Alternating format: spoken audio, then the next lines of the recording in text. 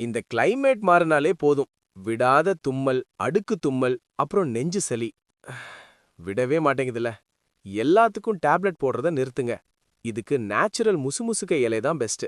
மெயினா இந்த ஆஸ்துமா, இரைப்பு இருமல் இருக்கிறவங்களுக்கு இது ஒரு நல்ல மெடிசன்னு சொல்லலாம்.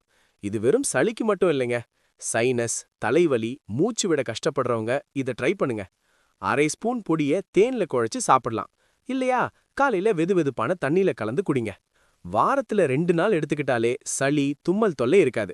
இதோட லிங்க் டிஸ்கிரிப்ஷன்ல இருக்கு, வேணும்னா யூஸ் பண்ணிக்கோங்க. இது போல ஹெல்த் டிப்ஸுக்கு நம்ம சேனலை லைக், ஷேர் அண்ட் சப்ஸ்கிரைப் பண்ணுங்க.